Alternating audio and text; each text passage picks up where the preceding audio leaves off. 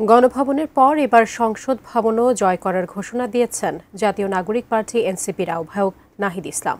রোববার রাজশাহীতে জুলাই পদযাত্রার পথসভায় তিনি আরও বলেন, পরিবারতন্ত্রের অবসান ঘটাতে হবে।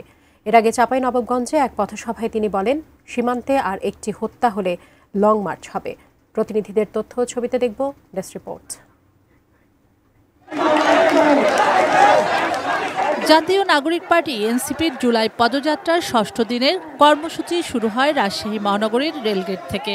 এরপর সাহেববাজার জিরো পয়েন্টে পথসভায় এনসিপি নেতারা বলেন, যত বড় দল ও নেতা হোক কেউই প্রশ্নের ঊর্ধ্বে নন। বিশেষ কোনো দলের প্রতি অনুগত আমলাদেরকেও সতর্ক করে দেন তারা।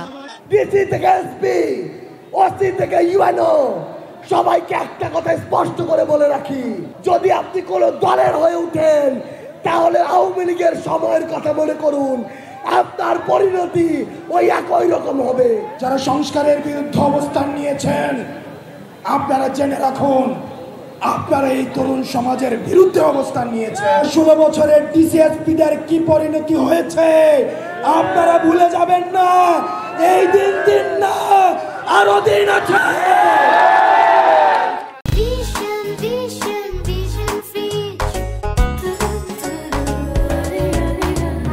এনসিপির আহ্বায়ক নাহিদ ইসলাম বলেন, সংস্কার, গণহত্যাকারীদের বিচার এবং জুলাই সনদ ঘোষণা না করে কোনো নির্বাচন হতে পারে না।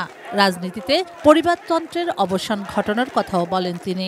আমরা গণভবন জয় করেছি, এবার জাতীয় সংসদকে আমরা জয় করব। ইনশাআল্লাহ জাতীয় সংসদে তরুণদের অভূতপূর্ব বিজয় উদযাপিত হবে সামনের নির্বাচনে। পথসভা শেষে নেতৃবৃন্দ নগরীর গণকপাড়ায় এনসিপির কার্যালয় উদ্বোধন এবং শহীদ পরিবারের সাথে দেখা করেন। এর আগে দুপুরে চাঁপাইনবাবগঞ্জ শহরের শান্তি মোড় থেকে জুলাই পদযাত্রা শুরু হয়। শহরের বিভিন্ন এলাকা ঘুরে শেষ হয় নবাবগঞ্জ সরকারি কলেজের সামনে সংক্ষিপ্ত সমাবেশ করে। সেখানে এনসিপি প্রধান বলেন, সীমান্তে আর কোনো আগ্রাসন মেনে নেওয়া হবে না। সীমান্তে অনেক বাহাদুরি হয়েছে, সেই বাহাদুরির দিন শেষ হয়েছে।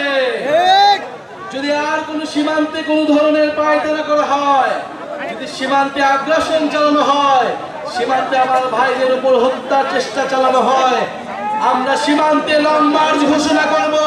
শুক্লা সরকার, ডেস্ক রিপোর্ট, এটিএন নিউজ।